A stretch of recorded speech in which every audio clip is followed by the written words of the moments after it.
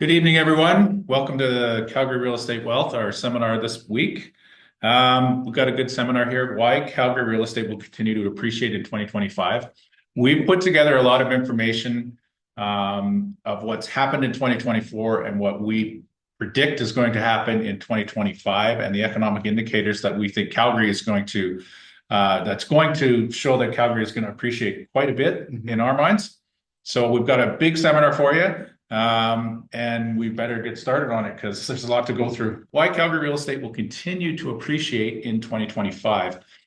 Like I said in the intro, we're doing this seminar because investors want to know, where is the real estate market going in Calgary? Is it going to go up? Is it going to go down? Where do we put our money? Do we hold back until 2026? We're going to go through all the stats and all the economic indicators to, show that we have faith in this market throughout next year. We're going to do this in basically two parts. We're going to talk about the economic indicators and certain things in the market that we think are going to affect property prices next year. And we're also going to talk about what we think property types are going to do next year. That's single family, duplexes, condos, and townhouses. So to get started, the number one thing that we think is going to affect real estate prices next year is, of course, oil and gas. Everyone thinks that Calgary is such a diversified economy. We don't really need oil and gas anymore. Yes, we do. One thing we can tell you is that all of the leading brokerages, banks, things like that, they're all predicting that worldwide oil demand is going to continue to grow in 2025 and beyond. You can read some of the stats on here. In Alberta, capital expenditures in oil and gas are forecasted to exceed $40 billion in 2025. That's a massive amount of spending right here in Alberta. With that much money coming into the province, it's going to affect real estate prices. Yeah, and Tim, from our oil and gas executives that we work with, they're telling us that things are really good right now, and they're looking to expand with resources and with personnel. So we're very excited to hear that, Tim, because it's been pretty flat for many years. The oil and gas sector has seemed to pull it off with current staff levels for many years, and now they're looking to expand on that. Yeah, and we're going to see some increase in drilling as well. So not only direct investment in personnel, we're going to see actual investment in more rigs in the province, more wells being drilled.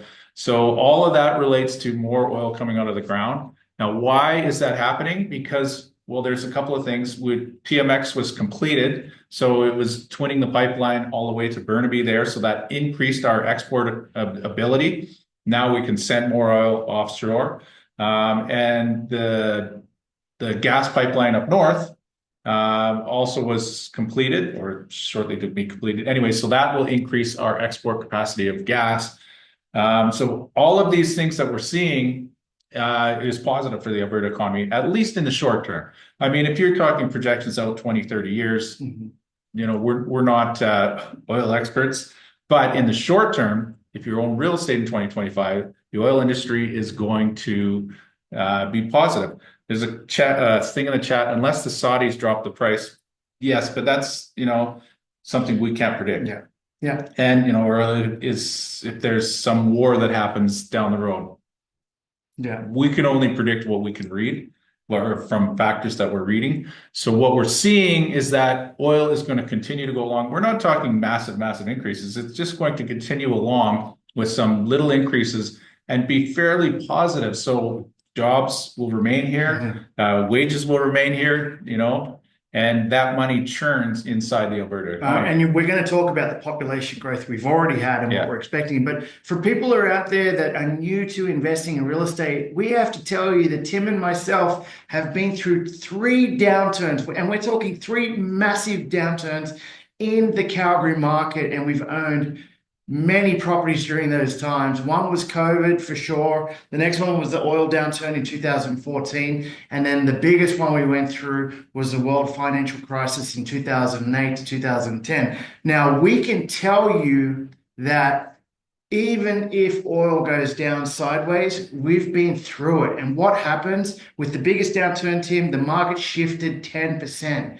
When we owned all those properties back in the day, Tim, the average price was around $440,000. The market shifted 10% over an 18-month period. We know because we were counting every day, okay? What happens in that market is if you're banking on properties to cash flow, it gets tight. Tim and I, we run these seminars because we've made a lot of money from real estate and we've lost a lot of money from real estate. And we're proud to tell you guys that we've lost a lot of money because we wear the battle scars. We've been through it. We know how to buy today. If you're not cash flowing and we go through, you just have a look at our past seminars for the past 6 months or past actually 7 years.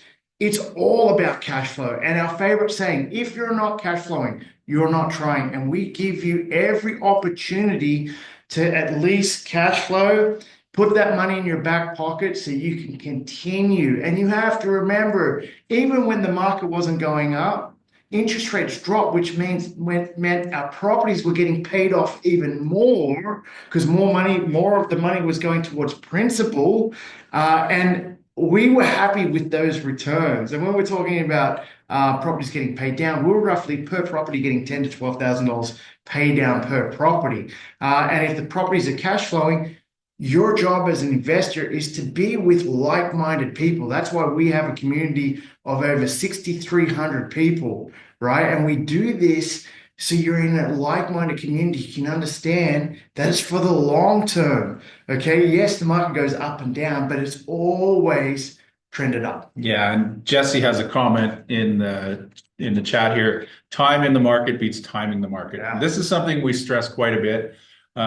Real estate is not a get-rich-quick scheme, not for us anyways. It's a long-term game. You need to hold on to those properties, get your positive cash flow all along the way. You need to have your mortgages paid down by your tenants, and you need to see that appreciation. It's a long-term game. Yeah, and if you want quick profits, get rich quick schemes, go put your money in the stock market and see what you can do. Yeah, I mean, we have clients that are in and out, but you look at Jesse here and Sharif who bought this week, Tim, they're buying correctly. And we talked about Alex a couple of weeks ago. I know he's on the call as well, but they're buying properties that we know they're making money on the way in. And so when you're making the money on the way in, you've got some room. You can breathe a sigh of relief, and the market. We know what's happening right now. We know the property's still on the market. You can get deals. Okay, yeah. We know what's going to happen in the spring because the interest rates are going to drop, and then all the properties will come on. Danielle just gave us the double whammy there. That next year is another year where people will be getting rid of properties. So it's just gonna fuel a frenzy, and then the market will just continue to go up as well. So if you're making the money the way in like these guys are, they're gonna make more going into 2025, 2026. Yeah. So another slide on oil and gas before we move on. 90% of the oil growth next year is going to come from non-OPEC plus countries. We're one of those. We're not part of OPEC plus. Neither of the states. So all of that increased production is going to come from countries like Canada. And, we're predicted to produce more than we did in 2024. As long as the prices stay fairly stable, and don't drop down to $40, $30, $20 like they did through COVID, we'll be fine. Yeah, oil prices is like real estate. They're going to go up and they're going to go down. Our producers, because they went through COVID, they can operate very lean operations and still make money. So we have faith in our oil industry, and it is going to be a big part of affecting our real estate market in Calgary and beyond. Okay, just to see the increase in oil production since 1975, this is worldwide oil production.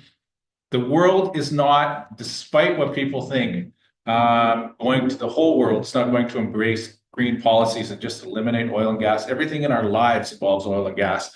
And in the near future, our lifetimes anyways, we're going to have to rely on it. And Canada is very, very privileged to sit on top of a ton of it. Mm-hmm. And as long as we can produce it, environmentally friendly and ethically, we're more than happy to take advantage of that.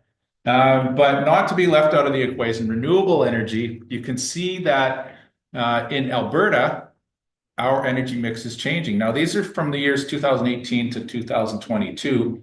Alberta has almost phased out coal to produce electricity. Now, we're still a little bit going on, but that will be phased completely out.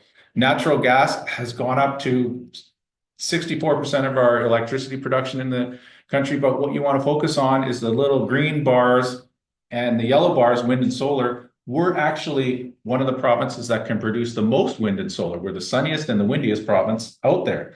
So you're seeing us make moves in the renewable energy spaces. So, we can transition, but it'll be a longer term than a lot of people think. Those industries also produce employment and help in, the real estate market. Yeah, so we're happy to see that. Like, yeah, even though it's an oil and gas town, they're trying to mix it up, Tim. Yeah. Okay, so there's other industries that contribute to Calgary's, economy and help us, just help the run-of-the-mill jobs that your tenants are going to have, right? Aerospace and logistics. WestJet has their headquarters here. De Havilland is opening a plant near Strathmore. We have all kinds of industries in the technology industry. There's companies like Benevity that moved in. They're just north of the Bow River, north of downtown. All kinds of IT companies are coming in here. First billion-dollar tech company, Enverse. My good friend Manoush is the CEO, and they're thriving, Tim. They employ 7,000 people worldwide, and they're based here in Calgary. It's unbelievable. Like that's how far Calgary's come along, and that's just one company. Yeah, film and TV. There's lots of TV and film productions going on in and around Calgary. We had, what was that? The Last of Us. That was shut down bridges and stuff a couple years ago. Anyways, that contributes. Medical and life sciences, the massive cancer center that opened up in the Foothills Hospital. That was one of the biggest construction projects in North America at the time when it was in full swing.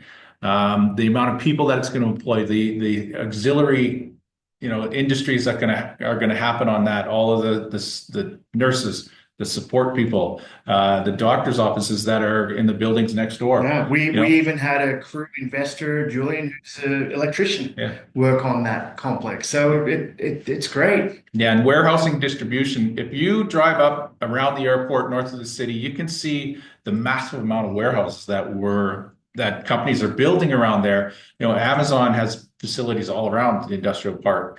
Walmart's got a massive warehouse going in there. CPKC and CN, the railroads, they have big facilities because we're becoming a shipping hub. Alberta is very, very tax friendly to these companies. Our airport is one of the biggest international airports in Canada. Yeah, there's Vancouver and Montreal are bigger, but we are becoming known as a reliable shipping hub in Western Canada. Yeah, I mean, you could just see when you drive up around there, Tim. Yeah.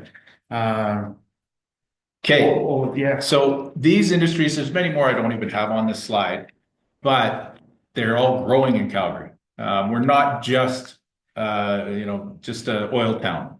Yeah, a lot of the downtown towers headquarter the oil companies, but we've got all these auxiliary industries, differing industries that don't have anything directly to do with oil that provide jobs for tenants, for homeowners, for everyone out there. And what it shows us is that we're going to have a good supply of tenants for many, many years to come. Yeah, and Tim, I know you're going to get into the big projects later on of what's happening in Calgary or what's coming up in Calgary, but construction is one of those fields where it's just hiring a massive amount of people. And we've seen it before where in the summer you'll see the roofers come from Quebec, right? Yeah. If you pay attention, you'll see more Ontario plates on cars and Quebec plates and BC plates than we've ever seen since, the last boom in 2014. Yeah, and we feel, especially if interest rates going down, and we work downtown, so we know the empty lots, we know the buildings. There's 2 lots just beside us here on 8th Street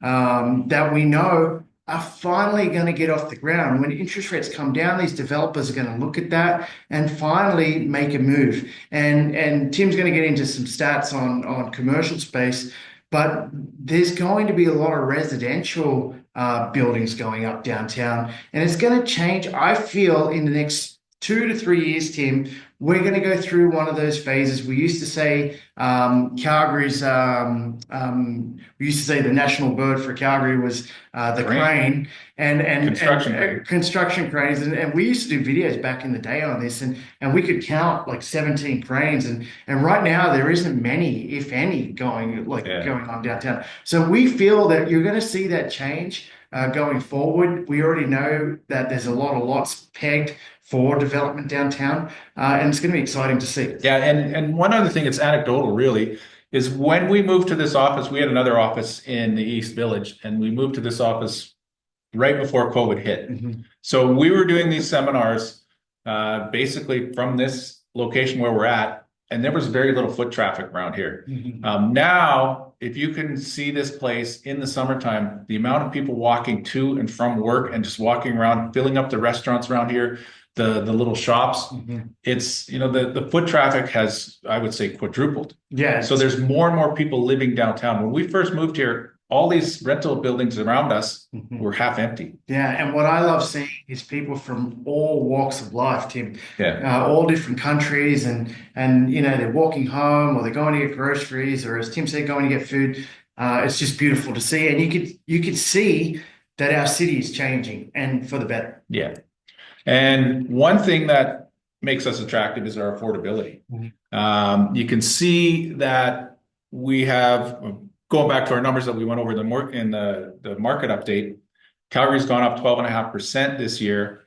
If you look at the bottom of this page, Toronto and Vancouver, their prices are still over $1 million. This is for an average home, and both of them have fallen in 2024.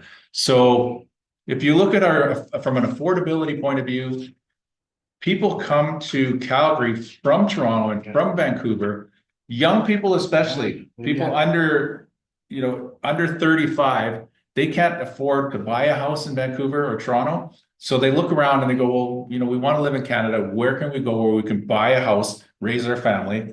Calgary. Yeah. Calgary is the next, what we think is the next up and coming city after those two large ones in Canada. Yeah, and we were talking about the rental rates. So both of these cities here, Toronto and Vancouver, are up over $3,000 for an average 2-bedroom unit. Here in Calgary, it's dropped to $2,000. It's so below that, yeah. So it's very, very affordable, and they're going to catch on, and they're going to need more places. We're going to need more places for them when that does happen. Yeah, and just looking at Calgary's average price, you can see in 2015, that's where we had the oil price crash.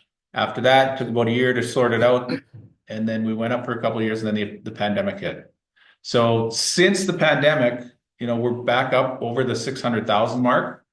And the trend line, if you look at the trend line, that's basically what we look at over time, because real estate is going to go up and it is going to go down. That trend is always going up.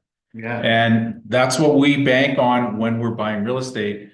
Is we know that over the long term, price will go up. This is a 10-year time frame, and it's well over $100,000 increase in the average price. Yeah, and so everyone always asks us, where should the average be? And we felt for the longest time that the average should have always been above 650,000. We've had to move our goalpost to 750,000.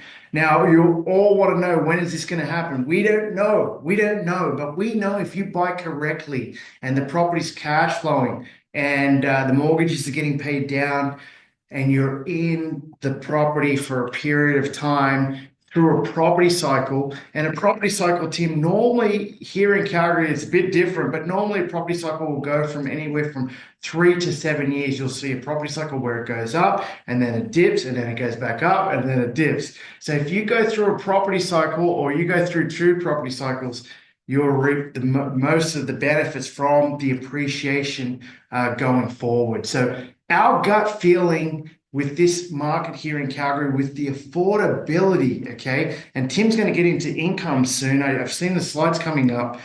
The incomes, they're earning good. People are earning good money here in Calgary, and it's cheaper to live. So there's a lot of room to take that average from, where it is today to up to $750,000. Yeah, so that's the next slide there, the cost of living. What Calgary and Alberta has going for it is we have no provincial sales tax, we have no land transfer tax, we have no healthcare premiums.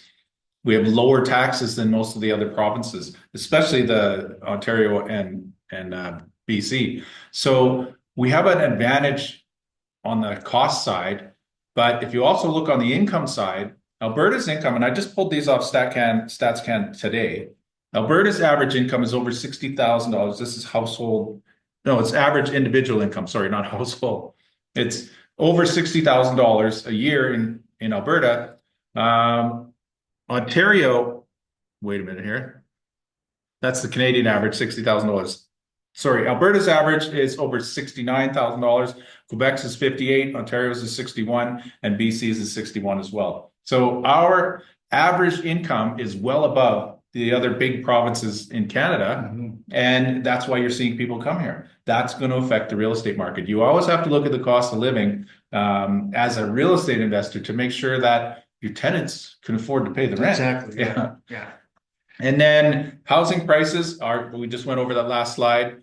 The average monthly rental rate, according to rentals.ca, right on the bottom there. I think I'm in the wrong slide here. Right on the bottom there. Calgary's average rental rate is just over 2,000. We pulled this sheet off of a rental site called rentals.ca. They have reports on there that they will tell you the average rental rate in all the major cities in Canada. And if you look at it right today, Calgary's is for a 2-bedroom condo, 1964. So it's even down a little more than when I pulled it off the site to get the stats the other day. But if you look at Toronto's and Vancouver's average monthly rent, they're over, this is for a 2-bedroom condo, they're over $3,000 a month. Again, it goes for your cost of living. If you're not making a lot of money and your rent is a lot, you may be looking to move to another city. Yeah, and I want to explain something because we get this question all of the time. Should you invest in Edmonton? And you may see on social media that, Edmonton is the hotbed to invest in 2025. We've disagreed with that for a long time now. And you just have to go off this stat. Tim, where did you get this today? Rentals.ca. Rentals.ca. You guys can go pull it yourself. And this is what we've been saying, and Tim reminded me today when he read this off to me, that Edmonton's average rent is just over $1,600 per $1,600. That's compared to cities like Saskatoon, Regina, Winnipeg, and even Fort McMurray now, which is even lowest now, Tim. So that's unbelievable. But what we're saying with that is, people were wanting to go up there and buy brand new, Tim. We don't feel there's enough people that can afford that product, okay? And you'll get the returns. If they can't afford to live there, that's going to stall appreciation. So I would be cautious. And I could tell you, Tim and I did about 3 years ago, we were looking at buying apartment buildings with Nico in Edmonton, doing syndications with our clients, which we always want to give our clients the best opportunities we can.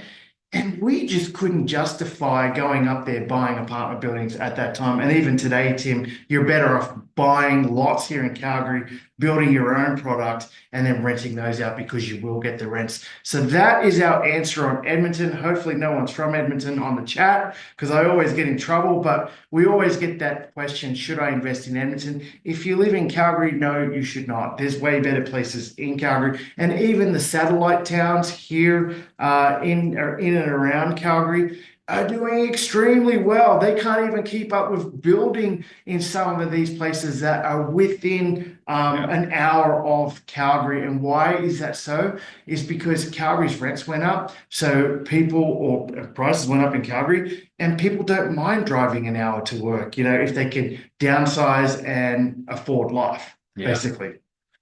Okay, the next thing, what happened there? You lost your slides. I lost my slides. Okay, that'll come back. There, I'll find it again. Nope. Well, you really lost it. Oh, yeah. So I know Tim's trying to find the job slide here. If anyone has any questions in the chat, you can definitely put them on. They talk about the areas in the city. Yes, our next presentation is on areas, on what areas, but I can talk to you just off where we've been investing there we go. here. Get back. Quickly, I'll just rattle off a few areas that we were not surprised at all, Tim. Places like Ogden went through the roof. I don't know if you guys remember, we were buying a young kid named Connor. We bought him a couple of places in Ogden, and he's done extremely well. We've got another client on the call tonight, Cole, who is in Bowness. He's the mayor of Bowness now. He owns 2 properties in Bowness, and Bowness, they can't even keep up with the infrastructure in Bowness. I think they were talking about stopping. Yeah, they stopped building because of the water main issues that they're having. Yeah, so Cole won't because they're overbuilding in Bowness, and the ones just can't keep up with it. So there are pockets, and we've been saying this all year. If you've watched Dennis, who bought in the Northeast, Dennis came to us. He works for the city. He's an engineer. He came to us, did not want to invest in the Northeast. We said, hold on, we're going to go show you some value. We did a video with him on his basement. He won't be in any videos because he's too shy.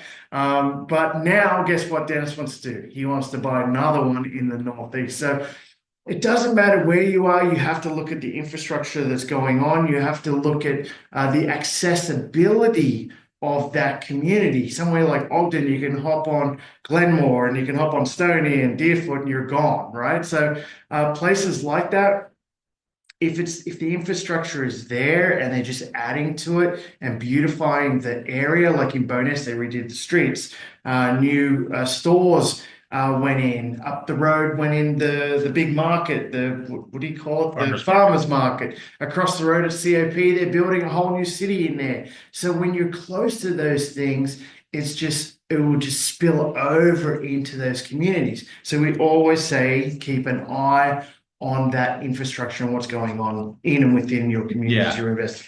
Okay, next slide, population. If you ever want to see what's going to affect the real estate market in any market, population is one of the things that is going to have a huge effect on it. And if you look at this slide, last year, these stats go from July to July because that's the way that they're gathered. But 46,200 people moved to Alberta, or Alberta had an addition of that many people in that 1 year period. So those people have to live somewhere. And if you're a landlord, if you own something that you're renting out, guess what? You can benefit from that in migration. The province expanded by, just let me move this down here. Province expanded by 204,000 people. Wow. Right? So that's massive in that 1 year thing, a growth rate of 4.4%. Yeah. Do we know what Calgary's population is right now? You said. Yeah, Calgary's population is like 1.5 million or something. Wow. Anyways, I don't have those exact numbers. We will get all those numbers on our first seminar of the year. It's always good to get into January because then, the province can assemble some numbers.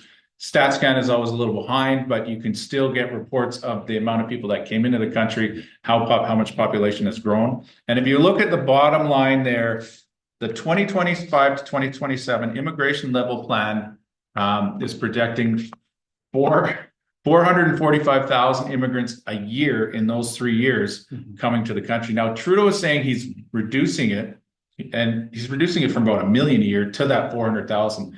Pre-Trudeau, our country didn't absorb that many immigrants every year. We had levels of 200,000, 300,000 of immigrants coming in.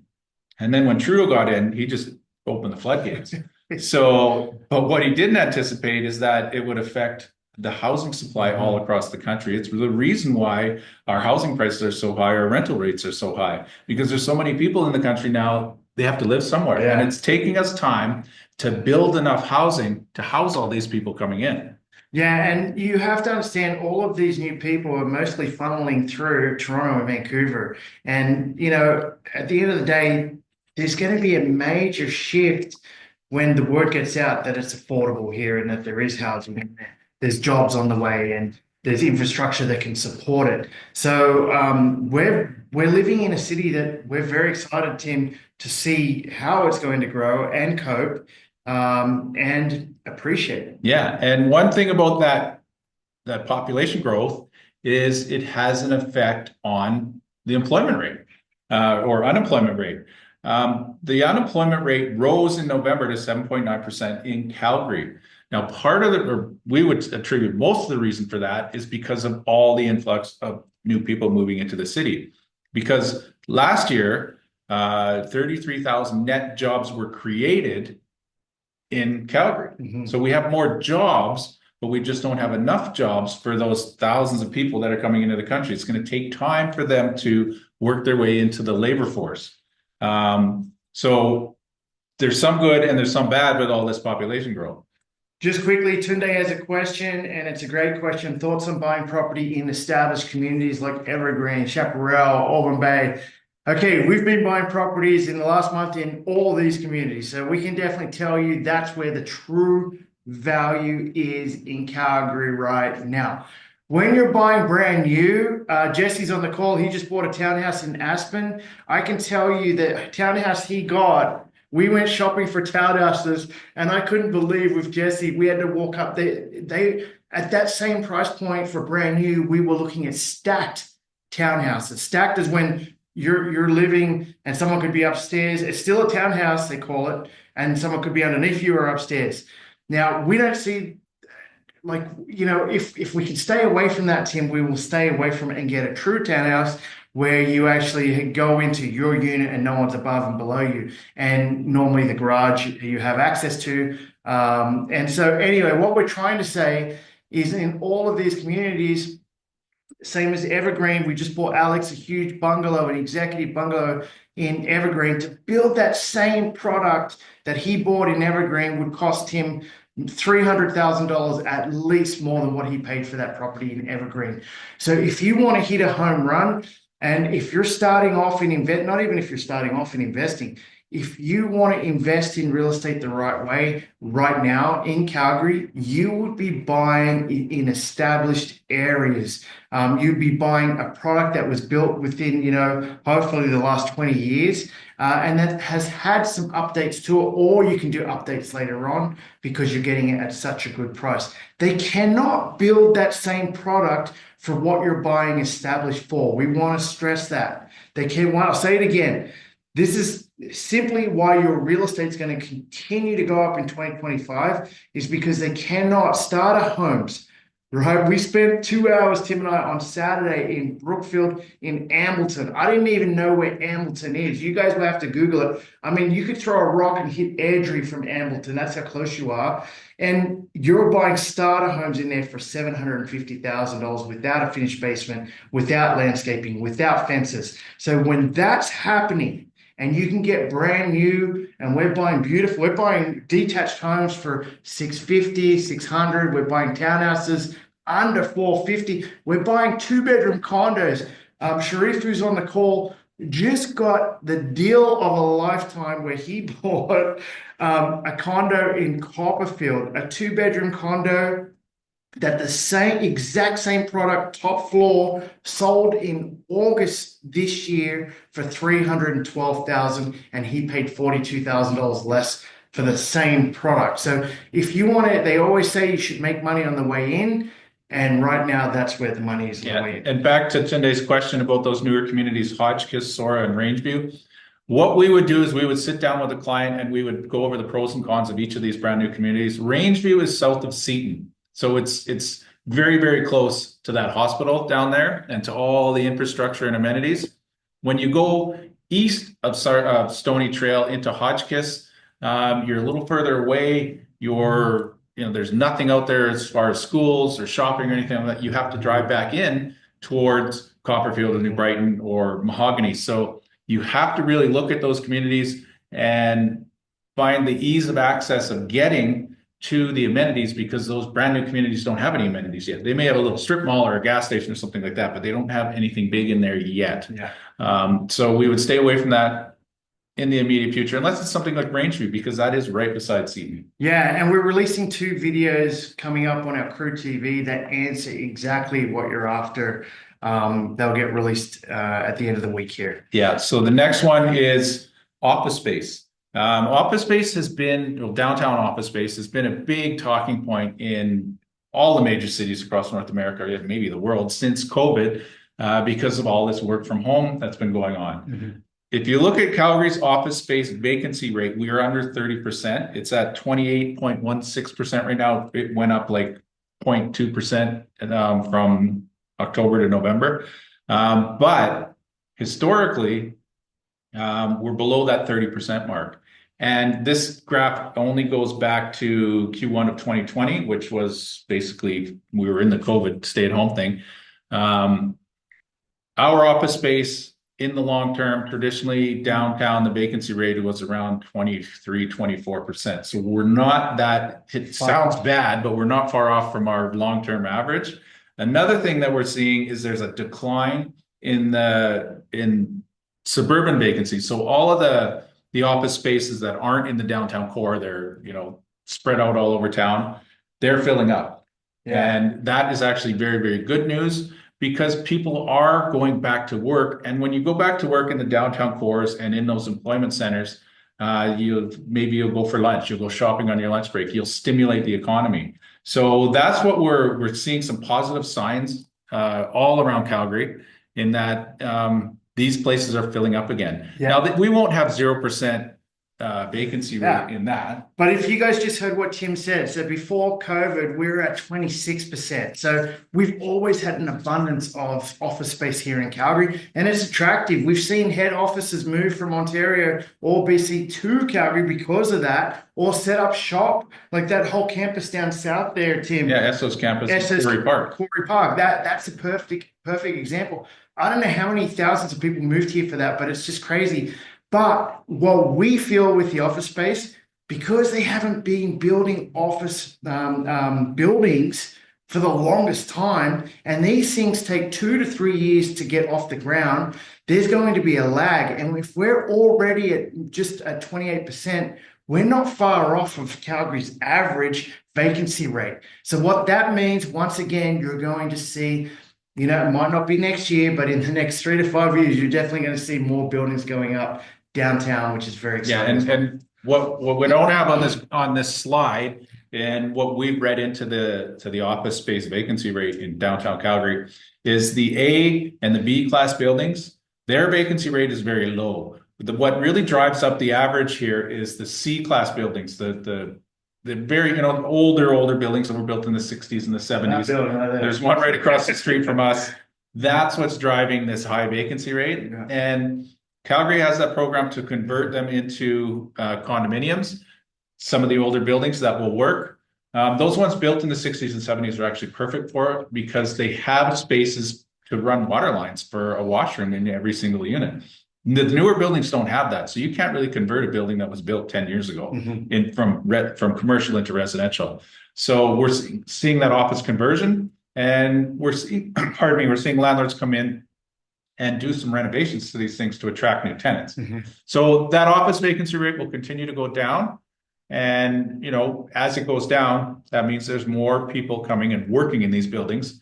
And those people, again, have to live somewhere. They can live in your rental property. Yeah, and that's very exciting to hear, because you know what? It's been, Tim, a downer on Calgary for so long. I mean, you turn on the CBC, they talk about, not anymore, but for a bunch of years there, Calgary's office space. So thank goodness that's coming back. And the next couple of slides are really, really exciting. I know Tim puts this together every year, but the reason why we do this seminar, and I need to get back to this, is if you're thinking of doing a joint venture, which is buying properties with friends, families, even your kids, I don't know, we do it all. We've had nurses buy with nurses. We've had doctors buy with we've had single mums, their parents help them out and buy properties.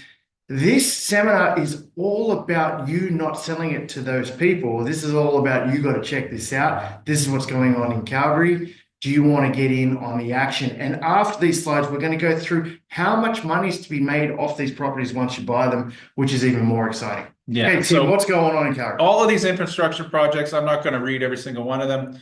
We've got tons of new stuff going in, tons of construction all around the city, improvements to the city. Some of the big things that have come in have been the South Hospital, the Cancer Center, the Ring Road. The Ring Road cost billions.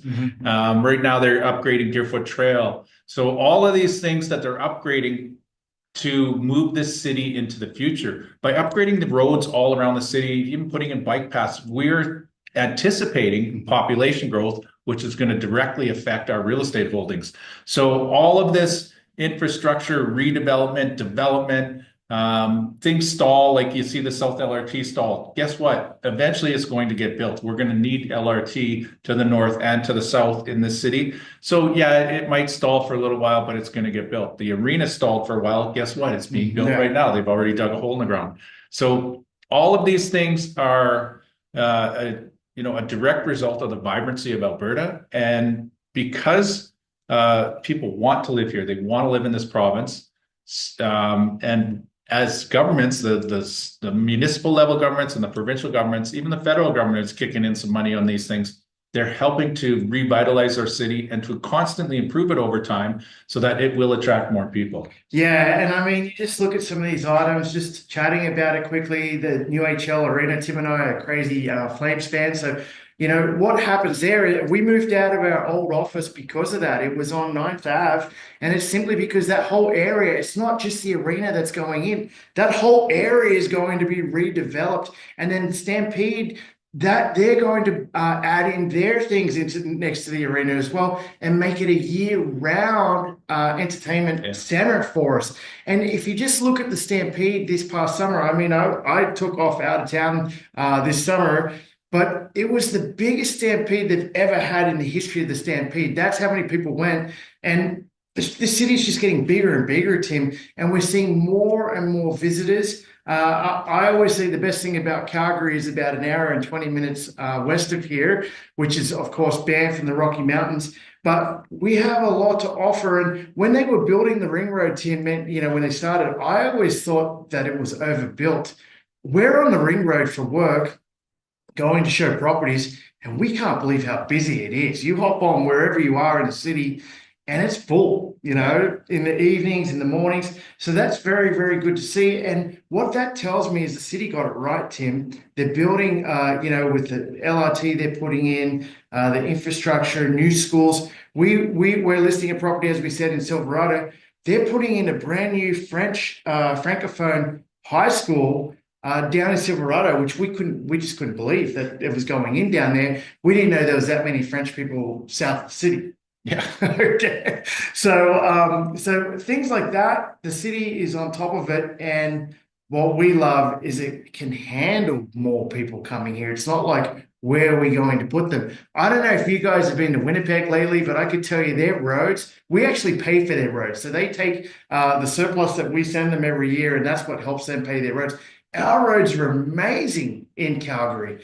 I mean, I guess we do have a few more potholes, which we've noticed. Well, they do in Winnipeg too, because it freezes all year round there. Yeah. But we do have more people living here, and all of these infrastructure projects definitely help people with employment, and then help the city grow as well. Yeah, and the next thing is quality of life. Azad talked a little bit about how he likes going to the mountains. Well, we've got, all kinds of recreation opportunities in the city and outside of the city, whether it's in the mountains, whether it's, hiking along the river valleys. Calgary's got it all. And people from Toronto think that we're just this hick cow town, where we run a stampede once a year. But once they come here and they see what we have here, we've got a vibrant arts community. We've got, theaters. We've got all kinds of festivals that happen all year round. And Tim, not only that, the restaurant scene has improved. Yeah. I mean, it's expensive, don't get me wrong, but the restaurant scene I'm so proud of where it's going, because we weren't known for that, and it's just getting better and better. So, more and more people are getting out and enjoying it. And then we're getting more pockets, Tim. Like, who would say many years ago, what's the steakhouse down south? Chairman's. The Chairman's. Who would say we're going to go to, is it Mahogany? Mahogany, yeah. Yeah, like, I'm going to go to Mahogany for a steak. I mean, it's that steakhouse should be in LA or Las Vegas or New York. That's how good it is. So the restaurant scene is through the roof here. And it's attracting, people to go out more, Tim, and enjoy themselves, enjoy the city. Yeah. So we've talked a lot about, the economic factors and things like quality of life and infrastructure, why we think it's going to help Calgary real estate in 2025. Well, now we're going to move on to the types of properties and their appreciation that happened this year, and we're going to have a little discussion about each property type and maybe some of the properties that we put our clients into and why we think all property types are going to benefit next year. Jesse's just quickly saying Amazon Web Services Western Canada Data Center Hub also here. That's massive as well. Detached homes. This is single family homes. They can go all the way from starter homes that we were talking about in the new areas that go for 750, to acreages and things like that. Last year, the sales dropped 3% in those, but the average price went up over 11%. Now, one number I want to focus on is the actual volume. So last year, almost 12,000 single family homes changed hands in the city of Calgary. And if you compare it to our next few slides, the majority of the homes selling in Calgary are still single family homes. Yeah, it's amazing. And so where we see the value is when you can get those lots. You have to remember what happened in Calgary this year. We had the rezoning policies go through, and that just changed things overnight. When we say overnight, lot values, just land value in Calgary went from roughly $600,000 to $800,000 overnight. And why is that? It's because all the developers want to go in, take these 50-foot lots or 50-foot plus, and they can build 4 to 8 units on a lot. Now, we're not here to say it's good or bad because we know people out there that are opposed to it, but it's going to happen anyway. People have to live, and it's good for the investor. I mean, we focus on with our investors is building that legal secondary suite. We do that for a few reasons, Tim. We do it so our investors provide safe, affordable housing to their tenants and that they can cash flow from their properties and they can sleep at night. It's as simple as that. And so now with this, with those lots, they can sit on them for a number of years and they can decide later on if they want to knock it down and build maybe a fourplex, pay off the property, one day build whatever you want to build on it. So you have multiple exit strategies going forward. Yeah, and the next slide is semi-detached homes. Just comparing the numbers from almost 12,000 homes to just 2,200. So, only 10% of the amount of single family homes. But the sales overall increased 5% and the average price went up, over 13%. The semi-detached home market is where our beginning clients had to step down to. Mm-hmm. Single family homes, because that average price went so high, it's very difficult for someone to buy a single family home and rent it out as a single unit. The rents just can't keep up with particularly now with the high mortgage rates, the rents can't keep up with your costs. So by moving people into the semi-detached market, the price range went down a little bit, but we saw that turn around again this year.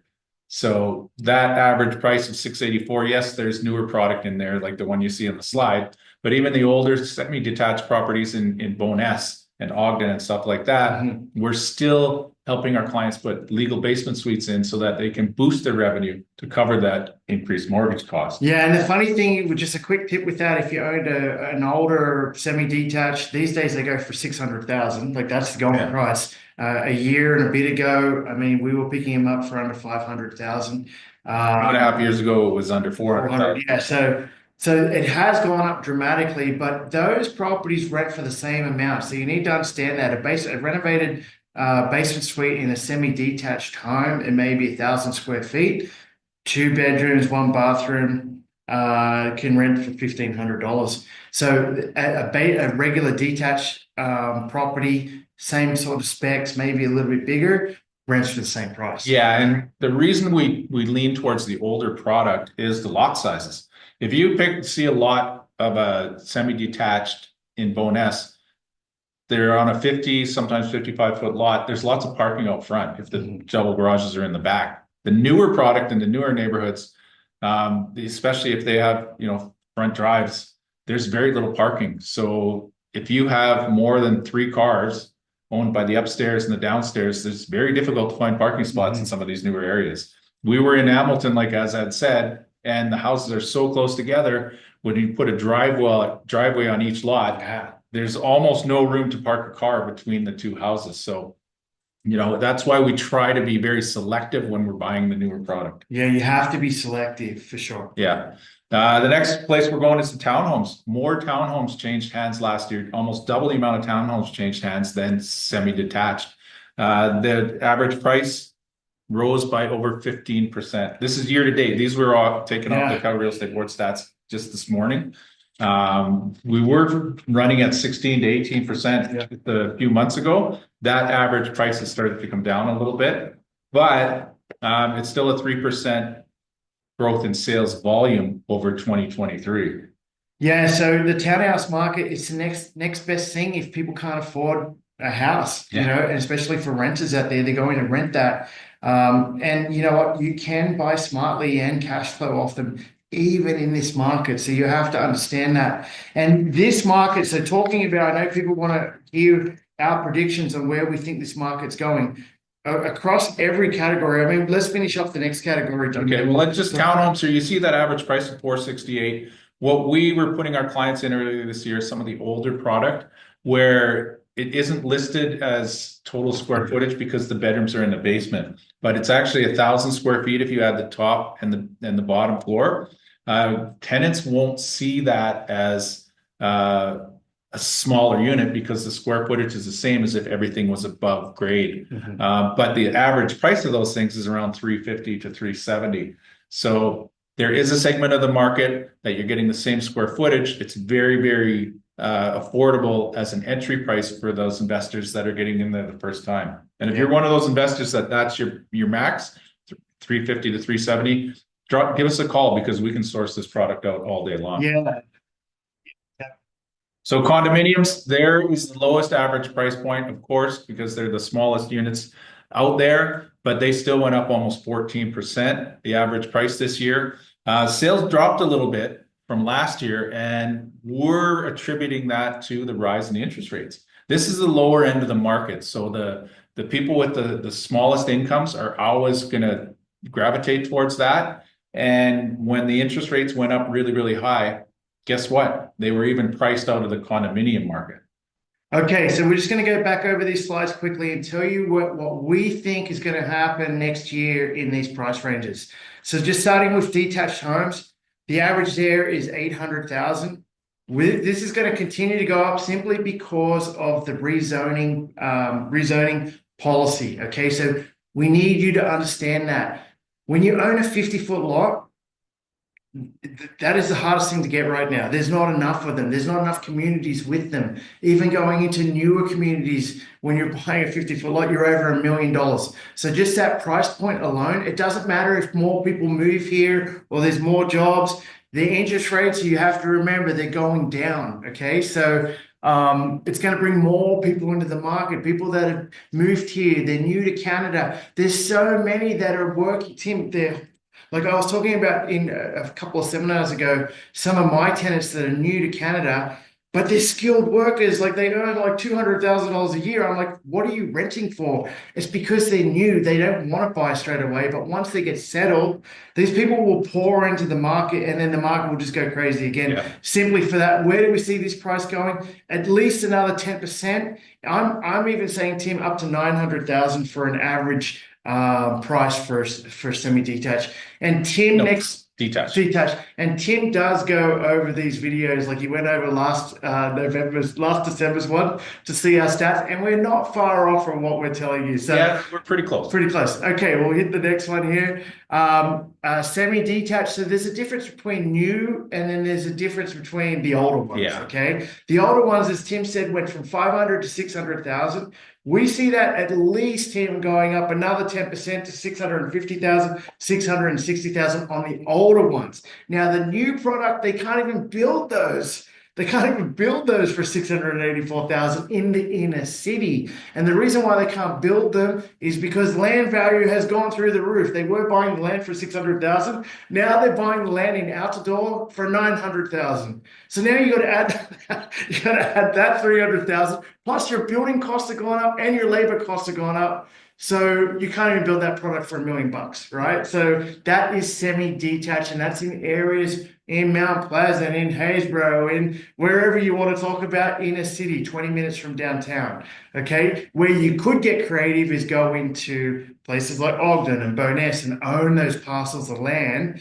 You know, I know Cole's on the call. We picked him up a beauty piece of land that he can do whatever he wants later on. I mean, the house behind him, I think it's a fourplex, right? He could a brand new fourplex. He could just put up a standard fourplex, 4 townhouses and then garages at the back. That's how big his lot is, and do whatever he wants at the end of the day. So it was a smart purchase. So this is going to go up on the brand new side of semi-detached. Yeah, and one thing I want to add to this is we were talking to a realtor who deals exclusively with Bonus a couple of years ago, and he was telling us that somewhere 20 to 30% of that community has already been purchased by some of the bigger developers to redevelop those older, 60, 70, 80-year-old little bungalows on there into duplexes like this. Now, you can see some of it building if you go up and down the streets. But what we're going to see that's going to translate over to the east side of Deerfoot Trail. Yeah. Now, we don't know when that's going to happen, but there are 50-foot lots in Southview in, maybe not Forest Lawn. Mayland Heights. Things like that. There are larger lots over there, and they're so close to downtown. You're going to see developers snap up those lots and start putting in newer homes. And guess what? That's going to gentrify the community. It's going to sort of turn it over a bit, and you're going to see some of that crime go away in those areas. Yeah, and I love that. You'll see people within their communities, like the Sikh community or Indian community or Pakistani community, whatever, the Vietnamese community, Filipino community. All these areas are just going to gentrify, and then you're going to see this kind of building going on, and it's going to be very, very exciting. And as Tim just said, you can't go wrong if you're buying in the right areas. The second and third generation of these people that come to the country, they're going to move back into those neighborhoods, and they're going to rebuild. It's no different than people moving back into Silver Springs. They grew up there, 30 years ago, and they're moving back in, tearing the house down and building their dream home because that's the community they grew up in. So you're going to see that with the second and third generation of these immigrants in Calgary. Next one is the townhomes. Yeah, we did good this year with the townhouses, and townhouses are going to continue to do just as good. If not, they're going to do the same. I've even put it up there. I know Tim and I were talking the other day around 10%, but I'm talking another 15%, only because what a townhouse does, if you're checking out rental rates, a 2-bedroom condo rents for roughly $2,000.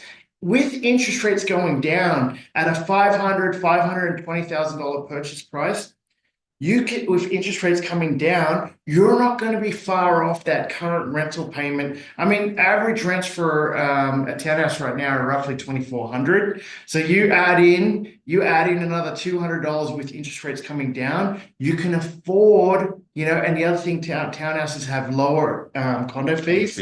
So you can afford for the renters to step up and buy in that price range, and same as condos. Yeah, so the townhomes are basically the new starter homes. Yeah. Whereas it was these smaller single-family homes way out in the suburbs, now it's townhomes because that's the price range that they can afford on their salaries. Yeah. People. And we just told everyone, we were at Brookfield Residential on Saturday. Starter homes are starting at $750,000.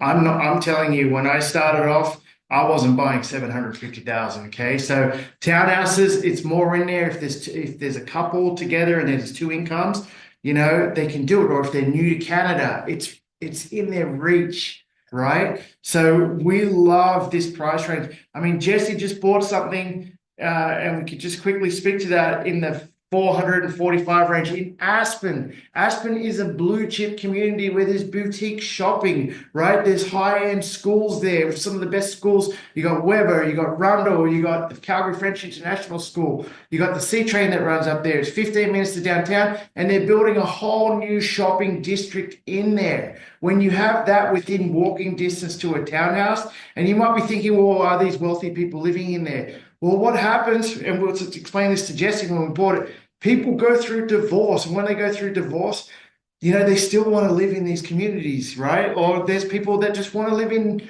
upscale neighborhoods. So this will just drive that market as well. Yeah. The last one is the condominiums. What are we going to see in price growth here?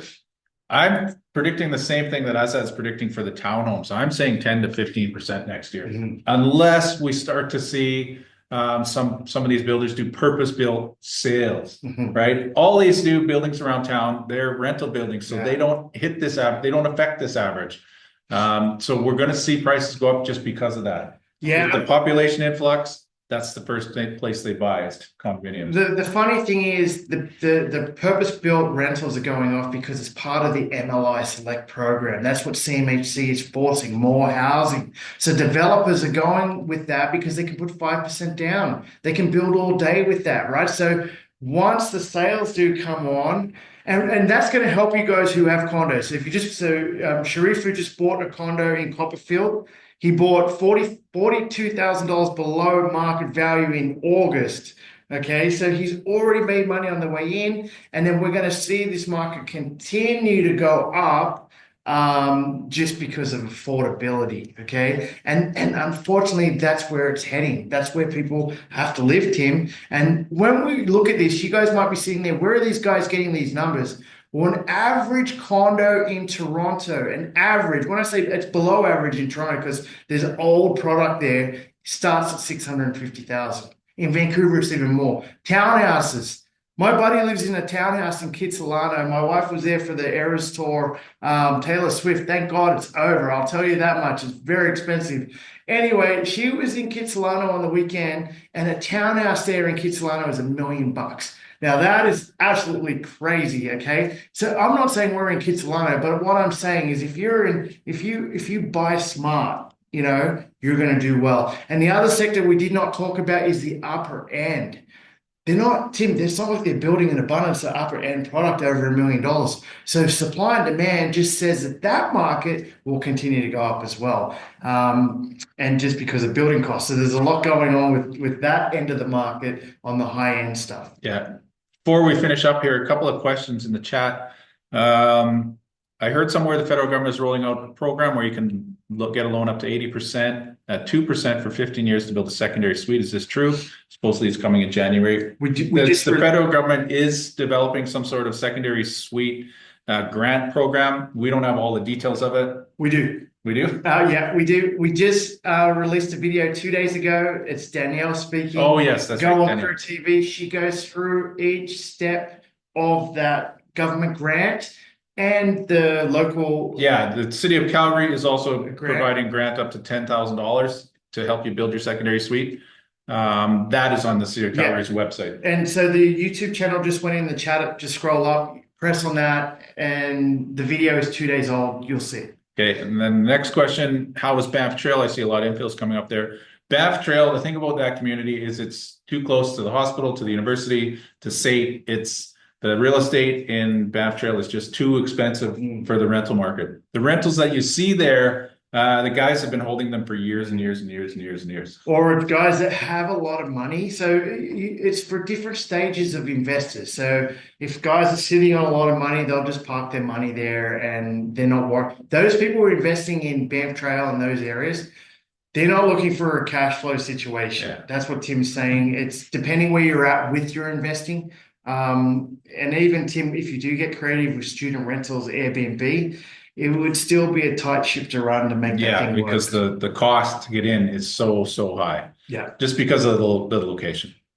Okay, so that brings our presentation to the conclusion. We're going to run through a couple of things that can benefit you before we finish up. The first one is 1 Million Reasons to Buy Real Estate. It's our ebook that we wrote during COVID, coincidentally. It's a short read, but it gives you an introduction to and the core fundamentals of investing in real estate.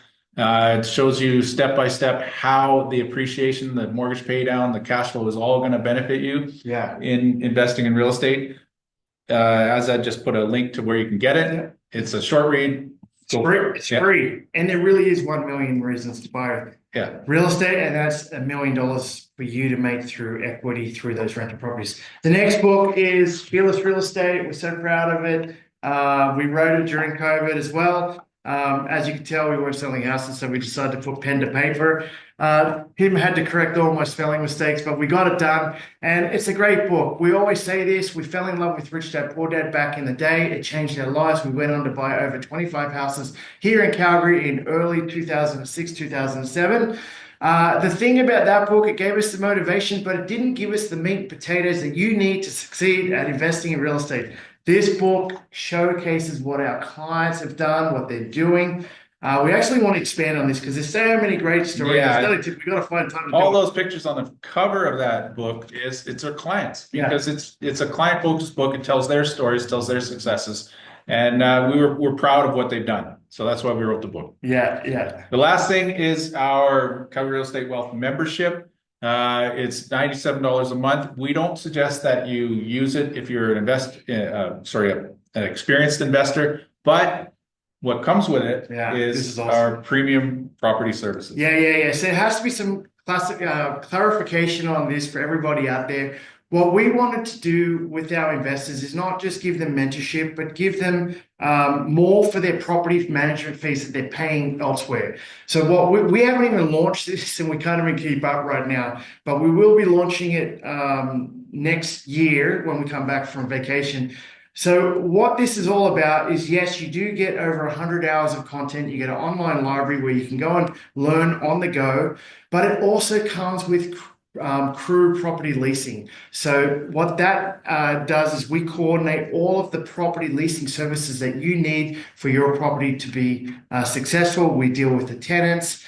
We coordinate the rental payments every month, and we make sure that the property is maintained. We only take on properties. We've got to stress this because we turned down 2 properties during the week. We only take on properties that are maintained. And the reason being, we can definitely tell you this if you've read our book.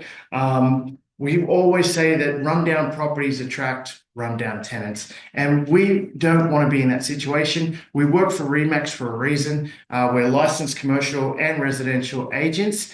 We do our property tenant placement as well, and that is $997. It's way cheaper than anybody's doing out there on the leasing services side monthly fee if you choose to do that, or if you choose to get us to do tenant placement. The other thing that's really cool about this, which we really have to stress that nobody is doing, if you buy the program, which is $997 on its own, the program itself teaches you how to do everything that you need to do. So if you didn't want to use us for tenant placement, if you didn't want to use us for tenant leasing services, monthly services, you don't have to. Now, we have clients that, Tim, do not want to do that stuff, and that's fine. We give them the option. And sometimes if it's an expensive property, I know Alex is on the call tonight. He has a $1 million, it's probably worth 1.2 million though, $1 million rental property.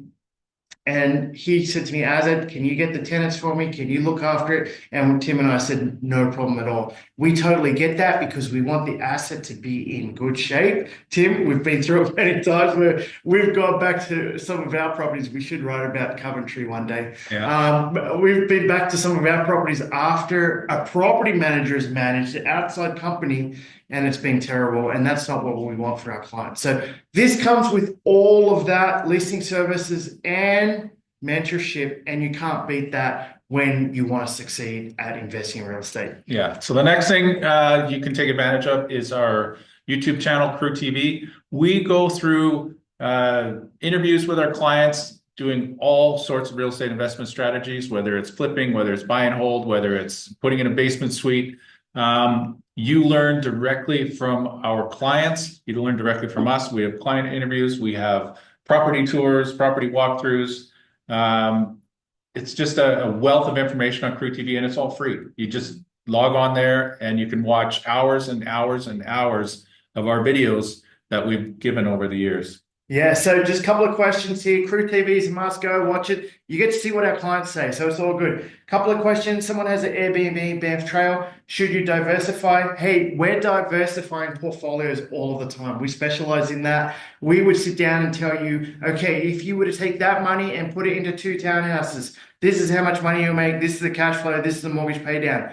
We go through that. Sometimes you get to a price point on some of your rentals where it's maxed out. You may even be in a position to team up with one of our builders. I mean, we work with Calgary that goes in and will team up with our investors and build. Now they're building 8plexes on lots. So we'd have to dive in and see what you have there. Yeah, so our contact info will come up at the end of this presentation. Take it down, send us an email, and we can set up a meeting time. The next question is, I have 90K down payment. Should I buy brand new? I would not be buying brand new. I'm just going to throw that out there. There's a few reasons. One is if it's not coming with a rental guarantee, if you're moving into, so I got to stress this, if you're moving into it, you have to live somewhere. But if you're investing in real estate, okay, and the aim is to have multiple properties. So just quickly, if the aim is to have multiple properties, there is no way Tim and I would tell you to go buy an $850,000 home, because you ruin your chances to go buy more real estate after that. We're the first realtors that will tell you you're not doing it. That's if the aim is to buy multiple properties and own $2 to $3 million worth of real estate. So our investors, we set goals with them. At the end of the day, we always ask, where is this going, right? And at the end of the day, it's all real estate's only about one or two things, honestly. Okay, it's about total book value. So at the end of the day, if it's $2 million, the aim is that $2 million worth of real estate is paid off one day. That is the goal. Okay, that's your retirement. It's better than any RRSP. We wrote about it in our book. Okay, so that is the goal. If it's one property, if it's two properties, if it's three, so we would have to sit down, work out your goals, and move you forward. Yeah, so wait for our contact info, take it down, and then send us an email. Sounds like we can develop a plan for you to get you to where you want to go. Okay, so that brings our seminar to a conclusion. This is a picture of what it used to look like when we were in person before COVID. Everybody's giving the thumbs up there. That's great. Here's our contact info. If you need help with anything, if you want to buy another property, if you need help with your leasing, there's our Crew Property Leasing Division. Take down our contact info, give us a call, give us an email. Email is actually the easiest way to get a hold of us. We'll get back to you right away or within 24 hours. And we can see how we can help you move your real estate investing journey forward. Right at the end, we said, when can we meet you guys? Send us an email. Yeah. We can set up a time within the next week and we'll get you going. Yes. So our next seminar is January 7th. And if you are thinking of investing in 2025, the next seminar is the best way to lead off, because we go through community by community where we think the value is going to go, what's happening in the community, why that community doesn't work, why it's going to work. And you know what? We hit a home run last year, Tim. We picked out two communities, which was Ogden and Bowness, and we went in and we bought so many properties in those communities. And those clients, Tim, they all made $100,000. So if you want to make money from real estate, don't miss it. It's free. Okay, it's free. I mean, a few years ago, Tim, we went and we did Chestermere, and we just loved Chestermere, the townhouse in Chestermere. We bought, I think, 17 townhouses in Chestermere, and Tim, all those townhouses now maybe 150,000 more than what everyone bought for. And then you can go back more than that, go back 5, go back 7, go back 10 years. The communities we're putting people into, they're too expensive now to buy rental properties in. So we move our communities around where we're putting our clients so the numbers work. And that's one thing we always do, is we want you to cash flow and we want the numbers to work. We base our results on running the numbers. Yeah, and watch out, the Northeast, we're coming for you next year. So, hey guys, that is a wrap. Went way over. Holy smokes. But that's okay. We hope you enjoyed it, and we hope to see you all on the 7th of January at the next seminar. Merry Christmas, Happy New Year, and reach out. We're still in town up until Christmas, so just reach out if you need us. Yeah, thanks for joining us. Goodbye, everybody.